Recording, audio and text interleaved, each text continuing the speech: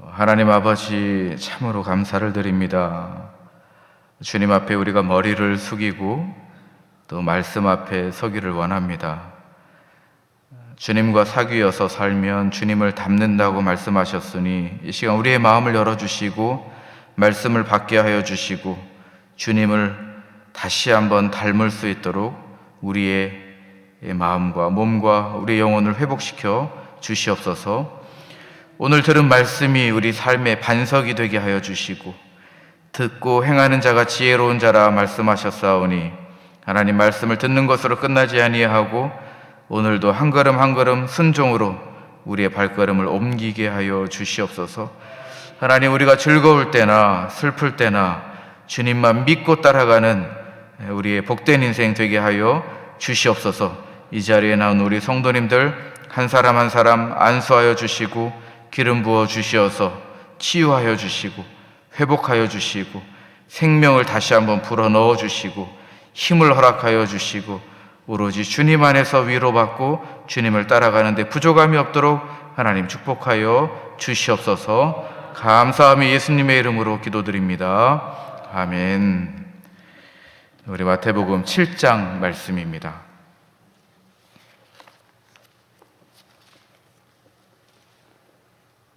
마태복음 7장 말씀 우리 1절부터 한 절씩 교독하도록 하겠습니다.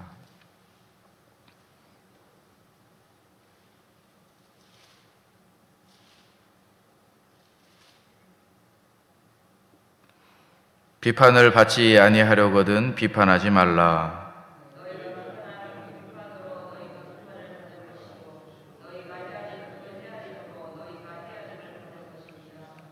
어찌하여 형제의 눈 속에 있는 티는 보고 내 눈 속에 있는 들보는 깨닫지 못하느냐?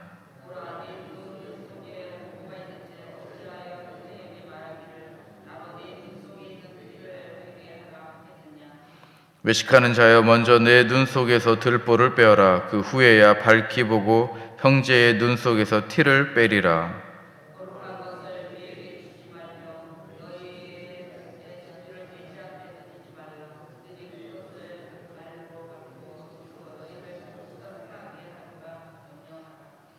구하라, 그리하면 너희에게 주실 것이요, 찾으라, 그리하면 찾아낼 것이요, 문을 두드리라, 그리하면 너희에게 열릴 것이니.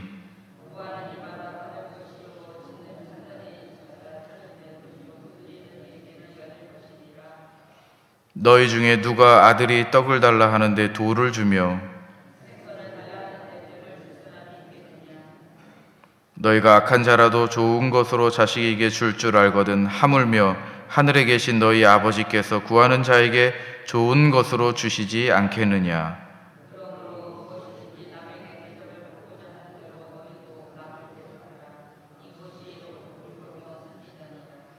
좁은 문으로 들어가라. 멸망으로 인도하는 문은 크고 그 길이 넓어 그리로 들어가는 자가 많고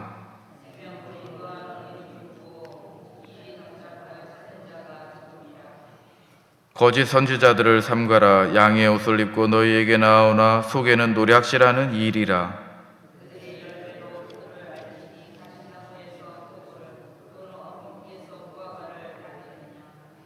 이와 같이 좋은 나무마다 아름다운 열매를 맺고 못된 나무가 나쁜 열매를 맺나니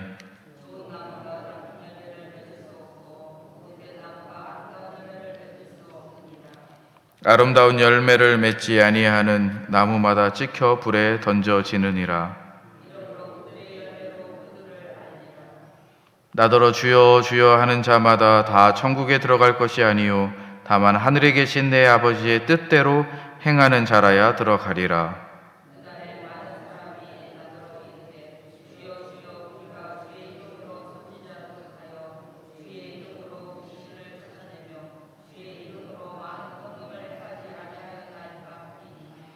그때에 내가 그들에게 밝히 말하되 내가 너희를 도무지 알지 못하니 불법을 행하는 자들아 내게서 떠나가라 하리라.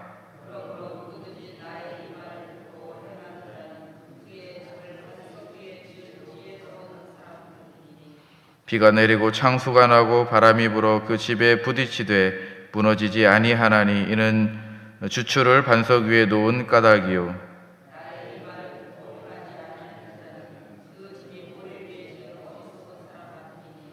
비가 내리고 창수가 나고 바람이 불어 그 집에 부딪힘에 무너져 그 무너짐이 심하니라.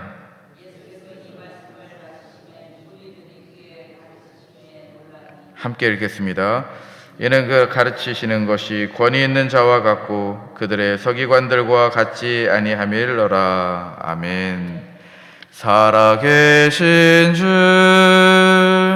나의 참된 소망 걱정 근심 전혀 없네. 사랑의 주네 갈 길 인도하니 내 모든 삶의 기쁨 늘 충만하네. 아멘. 네, 오늘 말씀의 제목은 듣는 것으로 끝나지 않는 삶이라는 제목입니다. 듣는 것으로 끝나지 않는 삶. 5장에서는 이런 말씀이었습니다. 예수님이 산 위에서 앉으셔서 세상이 뒤집는 선포를 했습니다. 가난한 자가 복이 있다. 세상의 언어가 아닙니다. 하나님 나라 언어죠. 애통하는 자가 복이 있다.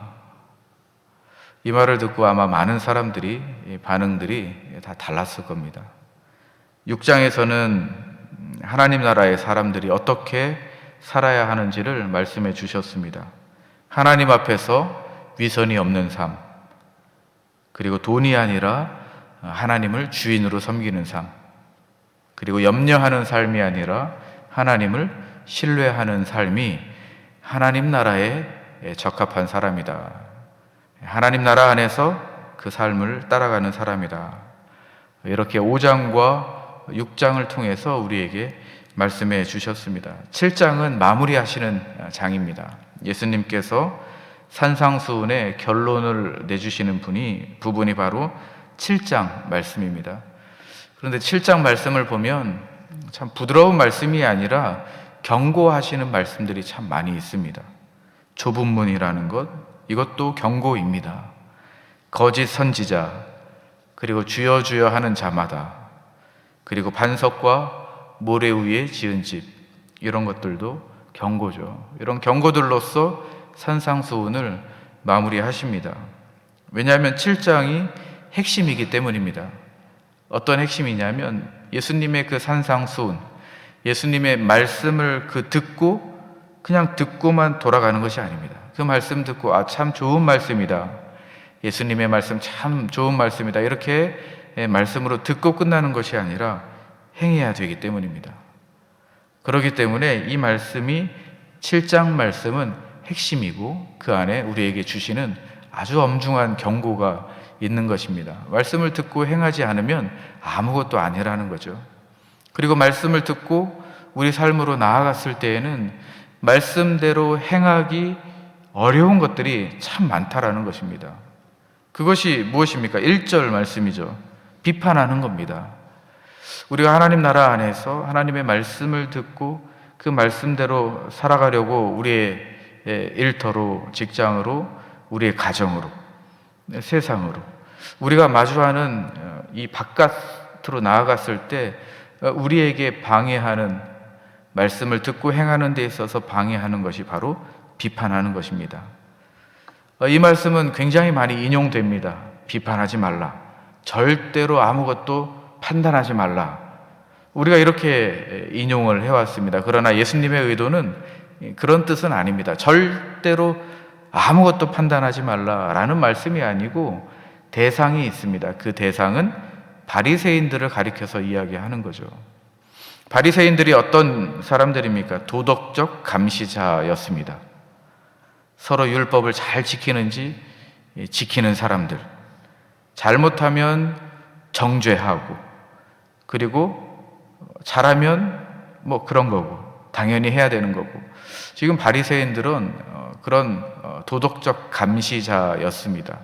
관찰자였고, 이런 도덕적 기후가 형성되어 있었던 그런 상황에서 비판을 받지 아니하려거든 비판하지 말라. 바리새인을 향해서 그 대상을 두고 말씀하시는 거죠. 그러니까 그 당시의 그 구조 자체를 문제 삼은 겁니다. 그 구조에 문제가 있다는 거예요. 왜 그렇습니까? 하나님 자리에 앉으려고 하는 시도가 있기 때문입니다. 절대적으로 타인을 정죄하는 것은, 판단하는 것은 하나님이 하시는 건데, 바리새인들이 지금 그 자리에 있는 겁니다. 하나님 행세를 하는 거예요. 위선이라는 단어가 6장에 나왔지 않습니까? 가면을 쓰고 있는 거죠. 연극 배우들이 가면을 쓰는 것이 바로 위선입니다. 지금 그런 거에 대해서 경고하고 있는 겁니다. 3절 말씀을 보니까요, 들보와 티에 대해서 이야기하죠. 예수님이 목수 출신이라 이런 단어를 사용하셨습니다. 다른 사람의 눈에 티끌을 빼주겠다고 하는데 정작에 내 눈에 있는 대들보가 지금 박혀 있어요. 그러니까 남을 도울 수 없는 거죠. 사랑할 수 없는 거죠. 지금 예수님께서 그걸 문제 삼고 지적하고 있습니다. 바리새인들을 대상으로 하여서 그 도덕적 기호가 형성되어 있는 당시의 그 상황을 향해서 예수님께서 구조적으로 문제를 짚으신 겁니다. 그런데 반대의 이야기도 있습니다. 6절 말씀에 보니까 거룩한 것을 개에게 주지 말며 너희 진주를 돼지 앞에 던지지 말라. 그들이 그것을 발로 밟고 돌이켜 너희를 찢어 상하게 할까 염려하라. 분별하라고 합니다. 이건 분별하라는 말씀입니다. 판단하지 말라고 말씀하시더니 지금 6절 말씀에 와서는 분별하래요. 정죄하지 말되 무분별하게 받아들이지도 말라는 말씀입니다. 판단하지 않는다고 해서 무조건 받아들이는 건 아니죠. 분별하라는 겁니다. 어떤 사람은 이걸 이렇게 이야기합니다. 복음은 거룩하고 값진 것인데 이 복음에 대해서 조롱하고 짓밟으려는 사람들은 억지로 그 복음을 거기에 밀어넣을 필요 없다, 이렇게 해석하는 사람들도 있습니다. 그러나 본질적인 핵심은 뭐냐면 분별하라는 소리입니다. 분별하라. 판단하지 말아라, 비판하지 말아라. 그러나 분별해라. 참 어렵죠. 균형을 잡기가 어렵습니다. 지혜가 필요한 부분인 거죠. 주님, 우리가 어떻게 판단하지 않고 분별을 해야 됩니까? 어떻게 우리가 균형을 잡을 수 있습니까? 하나님 나라를 살아가는 이 세상 가운데 우리가 어떻게 지혜를 갖고 균형감 있게 살아갈 수 있겠습니까? 거기에 대한 말씀, 대답이 7절 말씀입니다. 7절 말씀 뭐라고 하십니까? 구하라, 그리하면 너희에게 주실 것이요. 찾으라, 그리하면 찾아낼 것이요. 문을 두드리라, 그리하면 너희에게 열릴 것이다. 자, 판단하지 않으면서도 분별하는 삶, 긍휼을 베풀면서도 지혜롭게 사는 삶, 균형이거든요. 내 힘으로는 균형을 잡을 수 없다는 겁니다. 기도하라는 거예요. 구하고 찾고 두드리라는 것입니다. 그러면 아버지께서 그 지혜를 주시고 균형을 주시겠다라는 말씀이죠. 11절 말씀이 그게 하나님의 성품입니다. 아들이 빵을 달라고 하는데 아버지가 돌을 주겠느냐? 자녀가 물고기 달라고 하는데 아버지가 뱀을 주겠느냐? 그러니까 구하고 찾고 두드려라. 아버지가 더 좋은 것 주시겠다는 말씀이죠. 그리고 이제 이 모든 것들을 요약하는 것이 바로 12절 말씀입니다. 그러므로 무엇이든지 남에게 대접을 받고자 하는 대로 너희도 남을 대접하라. 네. 이게 지금 5장 산상수훈에서부터 지금 7장 11절까지의 결론 부분이 12절 말씀입니다. 여러분, 5장에서 7장 11절까지 어떤 말씀들이 있었습니까? 팔복이 있었죠. 소금과 빛이라는 우리의 정체성에 대해서 말씀해 주셨죠. 살인과 분노, 간음, 음욕, 이혼, 맹세, 원수, 구제, 기도, 염려, 판단, 분별, 이런 내용들이 있었지 않습니까? 5장부터 이런 많은 내용들이 지금 하나의 질문으로 지금 수렴되고 있어요. 모아지고 있습니다. 그 질문이 무엇입니까? 하나님을 아버지로 우리가 알고 그 사랑을 받은 사람이 우리가 이웃들을 어떻게 대할 것인가?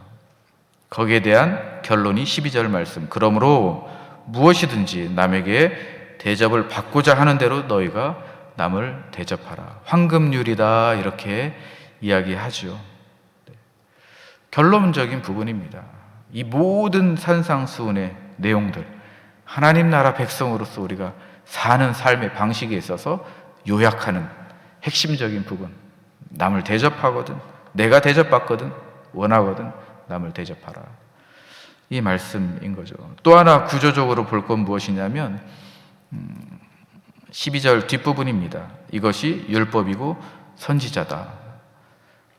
여러분 5장 17절 말씀에 이런 말씀이 있습니다. 율법과 선지자를 폐하러 온 것이 아니라 예수님 그 자신은 완전하게 하려 합니다. 5장 12절 말씀과 지금 7장 12절 말씀이 지금 수미 쌍관이라고 합니다. 지금 감싸고 있는 거예요. 율법과 선지자들이 이야기한 율법의 본질이 무엇이냐? 예수님 자체라는 겁니다. 예수님이 율법을 완성하러 오셨다. 모든 이야기에 있어서 중심은 바로 예수님이시다. 모든 이야기를 우리가 말씀을 받고 행하는 삶을 살기 위해서 그 중심이 되시는 분, 율법의 본질은 누구시냐? 바로 예수님, 나 자신이다 라는 것을 지금 말씀을 통해서 구조적으로 우리에게 말씀하시는 거죠. 이 모든 말씀을 우리가 듣고 행하는 데 있어서 우리가 우리의 마음 가운데 중심을 두어야 할 분은 바로 예수님이시다. 예수님께서 그렇게 말씀하시는 겁니다. 여러분 여기까지 우리가 말씀을 읽고 묵상할 때에 어떤 것들을 묵상하시겠습니까? 우리가 어떤 쪽이 더 가깝습니까? 남을 정죄하는 쪽에 가깝습니까? 아니면 우리가 무분별하게 그냥 다 받아들이는 쪽입니까? 양쪽 다 쉬운 길입니다. 정죄하는 것도 쉬운 길, 그리고 우리가 입 다물고 모든 것을 다 받아들이는 것도 그것도 쉬운 길입니다. 어려운 길은 무엇이냐면 긍휼하면서도 지혜롭고 개방적이면서도 분별하는 것, 이 길이 참 어려운 길입니다. 이 가운데 있는 길이거든요. 그런데 주님께서 말씀하셨습니다. 이 가운데 길, 균형, 지혜가 있기 위해서는 구하고 찾고 문을 두드리라. 그러면 주실 것이다. 아들이 아버지에게 달라고 하는 것 그 이상으로 더 좋은 것을 아버지께서 주실 것이다. 여러분 예수님께서 그렇게 말씀하셨다면 우리가 기도하실 때에 아버지께 지혜를 달라고, 분별력을 달라고 기도하는 것이 마땅합니다. 그때에 아버지께서 가장 좋은 것을 우리에게 허락해 주실 줄로 믿습니다. 13절부터 보시면요, 경고들이 이제 계속 나옵니다. 어떤 경고가 나오냐면요, 13절, 14절 말씀입니다. 좁은 문으로 들어가라. 멸망으로 인도하는 문은 크고 그 길이 넓어서 그리로 들어가는 자가 많고 생명으로 인도하는 문은 좁고 길이 협착하여 찾는 자가 적음이라. 두 개의 문이 있다는 거예요. 넓은 문하고 좁은 문. 그런데 여기서 이제 핵심이 뭐냐면 문이 먼저라는 겁니다. 그리고 길이에요. 문을 선택하는 겁니다. 그리고 그 길을 걸어가는 거예요. 문을 선택하는 것이 먼저입니다. 어떤 문입니까? 좁은 문. 좁은 문은 무엇입니까? 예수님 자신이 좁은 문이죠.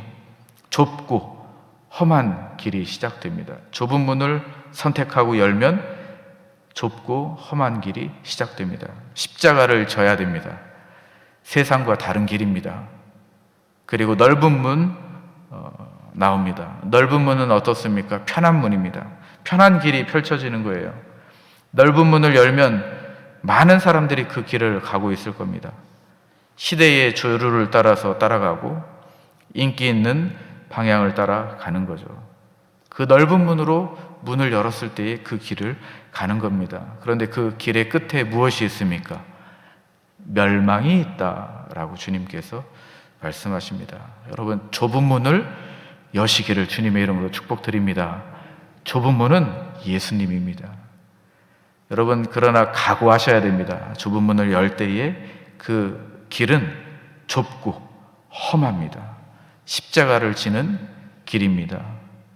세상과 달라서 사람들이 조롱할지도 모르겠습니다.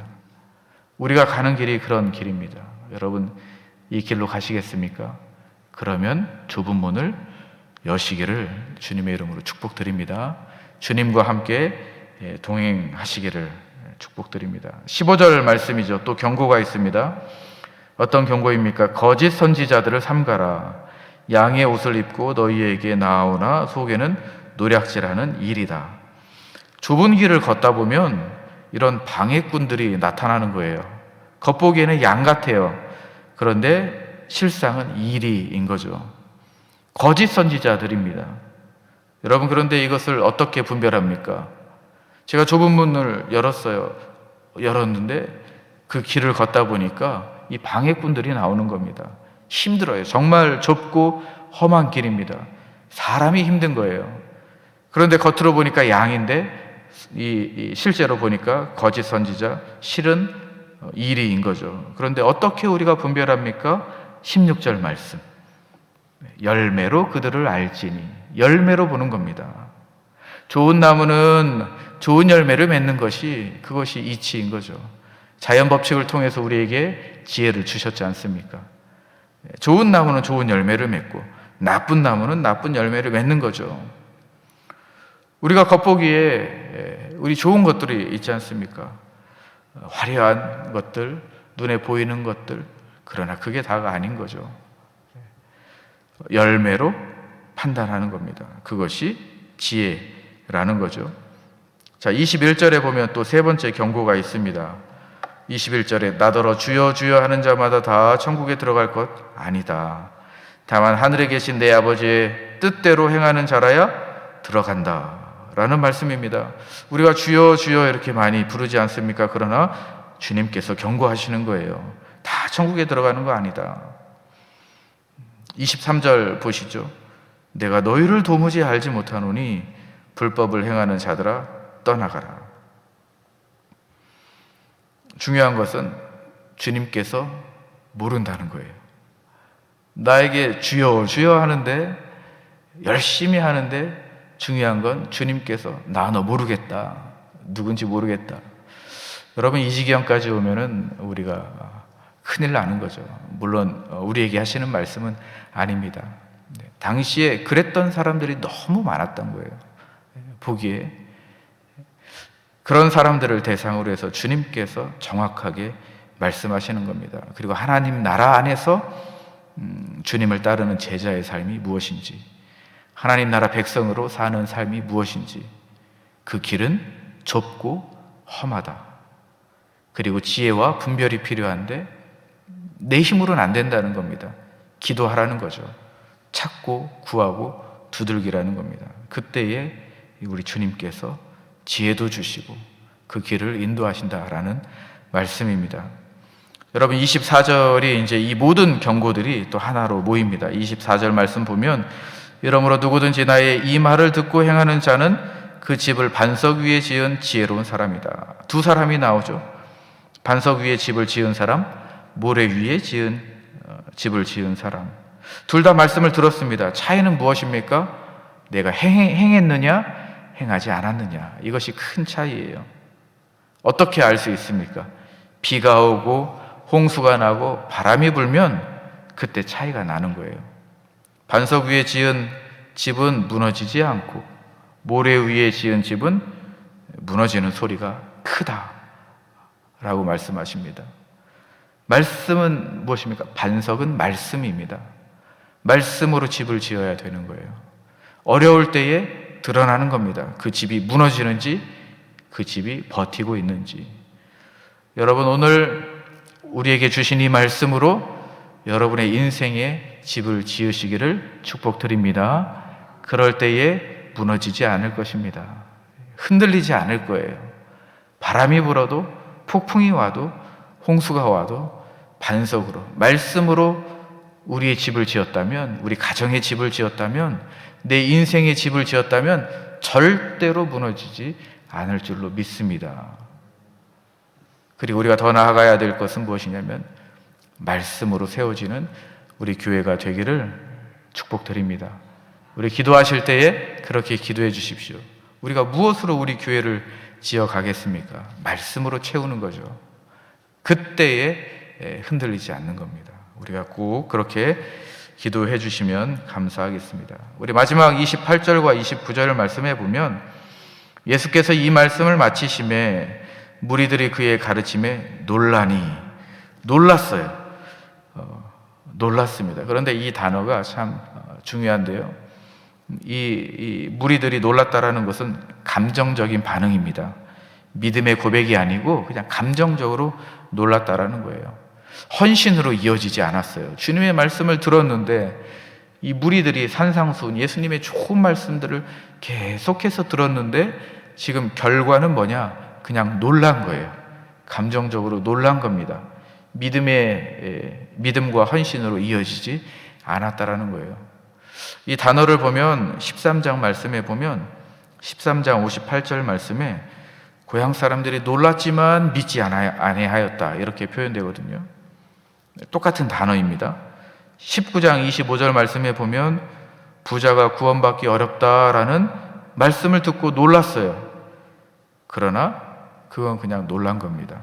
믿음과 헌신으로 이어지지 않았다라는 겁니다. 22장 33절 말씀에 보면 부활 논쟁이 있습니다. 그때에도 놀랐어요. 그런데 헌신으로 이어지지 않았어요. 지금 무리들을 보고 지금 이 성경 기록자가 그렇게 평가하고 있는 겁니다. 말씀을 들었는데 놀란 것으로 끝난 겁니다. 말씀을 들었는데 믿음이 생기지 않아요. 말씀을 들었는데 행하지 않는다는 거예요. 말씀을 들었는데 헌신이 없다는 겁니다. 그저 감정적으로 놀라고 무리들이 그저 끝났다. 이렇게 7장은 마무리합니다. 여러분, 무리로 그치면 안 됩니다. 우리가 제자가 되어야 됩니다. 말씀을 들었으면 믿음이 생겨야 되고, 말씀을 들었으면 헌신이 따라와야 되고, 말씀을 들었으면 우리가 행해야 되는 겁니다. 지금 주님께서 성경을 통해서 이 기록자를 통해서 그걸 말씀해 주고 있는 겁니다. 무리로 남지 말라는 겁니다. 말씀을 듣고 놀라는 것으로 멈추지 말라는 겁니다. 말씀을 듣고 그냥 좋은 말씀이다 그렇게 멈추지 말라는 겁니다.